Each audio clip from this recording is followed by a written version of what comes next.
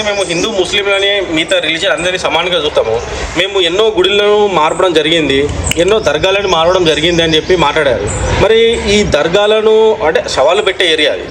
ఈ దర్గాలను కానివ్వండి గుడులను సమానంగా చూసి హైకోర్టు మాట్లాడలో ఒకటి ఉంది, దాన్ని మేము తొలగించడము గుడిని తొలగించడం ఒకటే అన్నట్టు మాట్లాడారు. మరి దీనికి మీరు ఏమంటారు? అంటే రాజ్యాంగం రాసినప్పుడు కొంతమంది వ్యక్తులు ఎట్లా రాసారో తెలియదు, కానీ మనం దాన్ని క్వశ్చన్ చేసే పరిస్థితిలో మనం లేవు. ఎందుకంటే ఇప్పుడు మన రాజ్యాంగం ప్రకారం మనం పనిచేస్తున్నాం కాబట్టి దాన్ని ఖండించే విధంగా ఉండదు. కాబట్టి దాని గురించి కొంచెం మాట్లాడడం తక్కువ చేద్దాం.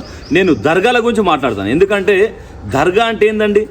అసలు దర్గా అంటే చచ్చిపోయిన అయితే అప్పట్లో అందరికీ హజార్ ఖాన్ పాషా అని పేర్లు పెడుతున్నట. హజార్ అనేది ఏంటంటే అప్పుడు నైజాం ప్రభుత్వంలో ఉన్న మన పాలకులు ఎవరున్నా సరే, ఒక ఏరియాకు ఒక పాలకుడు ఉంటాయి, ఒక 10 ఊర్లకు ఒక పాలకుడు ఉంటాయి. ఈ పాలకునికి 1000 మందిని ఆడవాళ్ళని మానభంగం చేస్తే, మగవాళ్ళని చంపితే, అంటే ఒక 1000 మందిని ఇబ్బంది పెట్టినోనికి హజార్ ఖాన్ బాబా అని పేరు పెట్టిరన్నమాట. వాడు చచ్చిపోతే అని దర్గా కట్టేయాలి. ఇది ఒక రూల్ పెట్టిర్రు. ఎప్పుడు నైజాం ప్రభుత్వంలో పెట్టడం జరిగింది. ఈ రోజున్న ప్రతి దర్గా, ఏ దర్గా అయినా పర్లేదు, కానీ ఆ దర్గాలని శవాలతో ఉన్న దర్గాలు. దర్గా అంటే శవాన్ని పూడ్చిపెట్టిందని మనం మొక్కడం జరుగుతుంది. ఆ శవాలను మొక్కే దరిద్రమైన పరిస్థితిలో హిందువులు ఉన్నారు.